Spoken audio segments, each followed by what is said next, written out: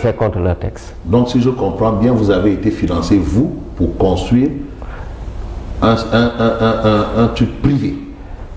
Bon, privé ou pas, ce n'est pas le terme qui est important. Ce qui est important, c'est que je peux construire, mais je construis quelque chose en dehors de l'hôpital. Pas dans l'hôpital. Oui, je suis en train de vous dire, pas dans l'hôpital, en dehors de l'hôpital. Parce que c'est une fondation privée. Ce sont des privés, c'est l'argent de privés. Et dans leur texte, ils ne vont pas financer des constructions dans le public parce que pour eux, c'est à l'État de faire ça. J'ai quand même réussi à les convaincre difficilement. Nous étions à l'époque 2 personnes sur plus de 130 et quelques à obtenir cette faveur, un Indien et moi. Donc finalement, ils ont accepté. Bon, ils me disaient de faire comme professeur Souleymane Boub, etc. Mais le professeur Souleymane Boub avait pris sa retraite. Donc c'était normal. Lui qu'il parte construire à Diamniadio. Donc c'est son projet et tout. L'IRSF privé, public, le terme n'est pas important. De toute façon, c'est en dehors d'une structure publique comme ça. Oui, voilà, l'hôpital. Voilà, même ça, l'IRSF travaille aussi pour l'État du Sénégal. Quand il y a pandémie, on peut les solliciter, etc. Je ne veux pas entrer dans les détails privés publics parce que parfois c'est sur le plan définition. Non, mais il s'agit de plus d'1 milliard de francs quand même. Pardon? Combien les Américains? Non, j'ai dit moi, ce qu'ils m'ont donné. Oui. Non, $1 million au départ, mais ils devaient me donner, ils avaient promis 2 millions. 2 millions de dollars, c'est plus d'1 milliard. Mais ils m'ont donné 1 million, et je vais vous dire pourquoi ça s'est arrêté à $1 million après. Bon, je suis en train de vous expliquer un peu la genèse. Donc, j'ai pu les convaincre. Après, ils ont dit, oui, une deuxième condition. Eux, ils ne demandent rien en contrepartie. Ce qu'ils veulent, c'est qu'il y ait une structure qui marche, qu'ils puissent, au moins au niveau de la fondation, dire qu'on a aidé telle personne à réaliser telle chose. C'est tout. Telle personne. Ouais. Oui. C'est tout. C'est pas, ils ne cherchent rien.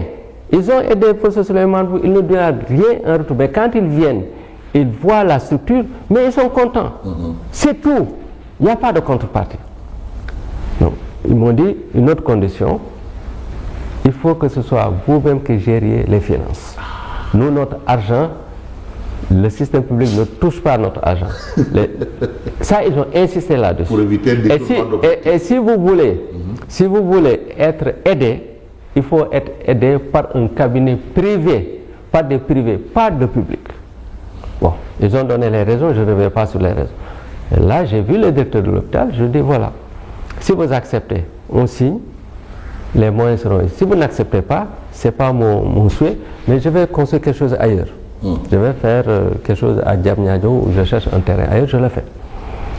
Le directeur a signé, Gilead a signé, j'ai signé. C'est comme ça qu'on a pu utiliser l'argent pour commencer le travail ici. Nous avons commencé le travail et quelques temps après, quelques jours ou semaines après, le docteur Djibi Diallo est venu me voir au bureau. L'ancien sous-préfet de Dakar Plateau. Voilà. Et c'est quelqu'un qui m'a énormément soutenu. Mais il m'avait complètement interdit de l'inviter à l'inauguration, de même mentionner son nom, parce que pour lui, il ne faisait que son travail. Donc, je parle rarement de lui, mais c'est un des acteurs, c'est l'acteur principal, je peux dire, de mes relations pratiquement avec le président de la République. D'alors, Macky Sall. Oui, Macky Sall.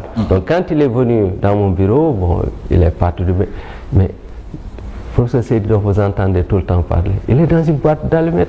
Le service est comme ceci, le service est comme ça, c'est ce qu'il a rapporté au président de la République. Voilà, il a rapporté ça au président. Et après, bon, il m'a dit, bon, le président va t'appeler ce soir. Le président m'appelle, il me dit, je te donne tous les moyens dont tu as besoin sans limite pour faire le service que tu vas faire. Donc, du coup, je n'avais plus besoin du second $1 million des Américains. Nous avons fait nos calculs, nous avons demandé 3,4 milliards. Il a accepté de nous donner ces 3,4 milliards. Ensuite, il a ajouté une autre condition, c'était que la construction se fasse en moins d'1 année, avant la fin de l'année que ça finisse. Le président Macky Sall. Voilà. Oui. Là, je suis venu voir les entrepreneurs avec lesquels j'ai travaillé. Ils ont commencé à dire il faut ajouter 100 millions ici, 50 millions, etc. Je leur ai dit que je ne vais pas retourner lui demander de l'argent. Oui. Maintenant, vous m'excuserez de le dire, hein, il faut être sincère dans la vie, donc oui. Je le dis carrément. Je leur dis que moi, je suis dans ce pays. Je sais quand quelqu'un gère des projets comme ça, même si c'est illégal, même si ce n'est pas officiel, il a des intérêts parfois dedans. Les gens donnent des pourcentages, des trucs comme ça je le sais. Même si moi, je ne le ferai jamais, ça ne fait pas partie de mes principes. Donc moi, je ne vous demande rien, je ne vous demanderai jamais rien. Mais je vous demande au moins de réduire de 5% vos prestations. Ils ont tous accepté. Tous les privés. J'insiste sur ça pour dire que j'ai été beaucoup aidé en fait. C'est important qu'on le sache. Et Batulux, qui a construit ce bâtiment, la société, actuellement là, ils ont fini le travail depuis plus de 4 ans, 5 ans. Actuellement là, ils sont en train de m'aider à étendre mon réseau informatique, à augmenter ma capacité Internet gratuitement. En collaboration avec la Sonatel, le projet coûte plus de 10 millions. Donc, ouais, donc j'ai été aidé par tout le monde, les architectes, les gestionnaires, vraiment, tous ceux qui ont travaillé sur ce projet ont été excellents à mon endroit. C'est l'occasion pour moi de les remercier. Donc le docteur Djibi Diallo a été un élément important. Un élément clé. Un élément clé. La construction de ce nouveau. Tous les autres, je les ai toujours remerciés et tout le monde sait qui a fait quoi. Mais pour lui, les gens ne savent pas. Il y a quelqu'un d'autre que je peux citer aussi, que les gens ne connaissent pas trop, qui m'a beaucoup aidé. C'est le colonel Amadou Tidjane Sissé. Le colonel Amadou Tidjane Sissé, c'est la première personne à croire à mon projet. Quand je parlais du projet, bon, mes jeunes sont très gentils, mais ils me racontent que chaque fois que je parlais du projet, ils avaient l'habitude de dire que nous-mêmes, on va aller à la retraite sans que le projet ne voie le jour. C'est eux qui me le racontent. Le directeur de l'hôpital de l'époque m'avait dit qu'il ne pensait pas que mon projet était sérieux. L'ancien ministre de la Santé, devant plus de 50 personnes, avait dit « j'ai jamais cru que ça aboutirait à quelque chose, j'avais signé juste par politesse ». Alors, le colonel Amadou Tidjane Sissé non seulement a eu confiance en moi, mais c'est lui qui m'a mis en contact avec avec des gens du ministère des Finances, qui m'a aidé à emprunter le rouage qu'il fallait pour atteindre la Banque islamique de développement. Et mon projet a été accepté à ce niveau pour un financement de 2,9 milliards. Mais vous savez qu'on ne peut rien obtenir de la Banque islamique de développement sans l'accord du chef de l'État. Donc ce qui fait que le président Macky Sall, sur les 3,4 milliards, avait pris, je pense, 1,9 milliard de la Banque islamique de développement. Donc c'est pour dire qu'il y a des personnes que je n'ai pas tellement citées qui m'ont beaucoup aidé. J'ai été énormément aidé. Donc la réussite de ce projet, ce n'est pas la réussite du professeur Moussa Seydi, c'est la réussite de mon équipe, des privés, de tous ceux qui ont participé. Évidemment, il y a des gens qui ont tout fait pour essayer de détruire tout ce que je faisais, mais je ne veux pas me focaliser sur ça et je ne veux pas en parler. Nous aussi, nous faisons des recherches, professeur Seydi, nous aussi, hein, comme vous, homme de science. Mais ce qui est sûr, c'est qu'à l'origine, le financement des Américains vous était destiné personnellement. Oui. Et c'est vous qui avez pris l'engagement de reprendre ce financement et le mettre au service de la nation.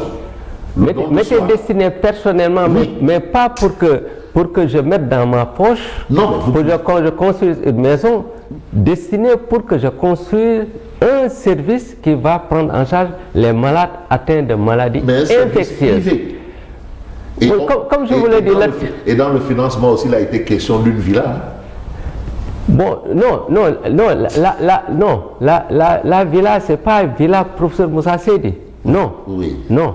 Ça, c'était parce que j'avais une personne qui travaillait avec nous, qui était dans une situation de vulnérabilité extrême, qui a travaillé avec nous pendant des décennies, qui est même décédé dans le service, qui n'avait aucun lien, aucune attache pratiquement. On voulait cette maison pour lui, à l'intérieur du service, parce que c'était entre guillemets notre homme à tout faire. C'est une personne qui dirigeait, on avait une mosquée là-bas, c'est une personne qui dirigeait la mosquée. Quel est le problème? C'est-à-dire que la Cour accepte ma décision ou pas. Quel est le problème? Est-ce qu'on ne peut pas les dépingler ici? Non. Que la Cour l'accepte ou pas? Ça, c'est une grande interrogation. Voilà. Ouais. Donc ça, c'est clair. Bon. Mais ce que je vous dis là, ce sont des choses qui sont claires, nettes, précises, limpides et indiscutables. Absolument. Donc c'est pour rectifier ce qui est. Deux autres choses à dire, et j'y tiens absolument. J'ai été interrogé à la division des investigations criminelles par rapport à ça.